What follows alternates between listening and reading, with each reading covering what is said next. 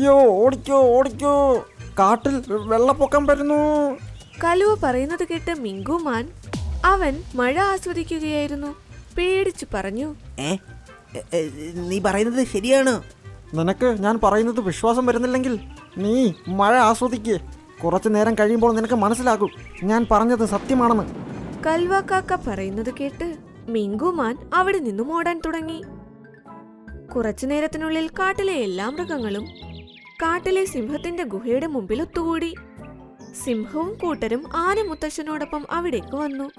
അവരെല്ലാം അവിടെ കണ്ടിട്ട് ഞെട്ടലോടെ ചോദിച്ചു, നിങ്ങളെല്ലാവരും എന്തിനാണ് ഇവിടെ ഒത്തുകൂടി നിൽക്കുന്നത്? കാട്ടിലെല്ലാം ശരിയായി പോകുന്നില്ലേ? അതെങ്ങനെ മഹാരാജാവേ, കാട്ടിൽ വെള്ളപ്പൊക്കം വരുന്നത് താങ്കൾ അറിഞ്ഞില്ലേ? നിങ്ങളുടെ വിഡ്ഢിത്തം നിർത്തൂ. നേരെ ചൊവ്വേ പറ, എന്താ സംഭവിച്ചതെന്ന്. മിങ്കു സിംഹത്തിനോട് കാര്യങ്ങളെല്ലാം പറഞ്ഞു. ഇങ്ങനെ കൽവക്കാക്ക ഞങ്ങൾക്ക് മുന്നറിയിപ്പ് തന്നതാണ്. എനിക്ക് തോന്നുന്നത് കൽവക്കാക്ക നിങ്ങളെല്ലാവരും മണ്ടന്മാരാക്കിയെന്നാ. കാരണം നിങ്ങളെല്ലാവരും മണ്ടന്മാരുമാണ്. എടോ, നിങ്ങളോടവൻ കള്ളം പറഞ്ഞതാ, വെറുതെ അവന് ആനന്ദിക്കാൻ. ഇത്രയും പറഞ്ഞ് സിംഹം തന്റെ സൈനികരോട് പറഞ്ഞു, പോകൂ, പോയി ആ കൽവക്കാക്കയെ പിടികൂടിക്കൊണ്ടുവരൂ.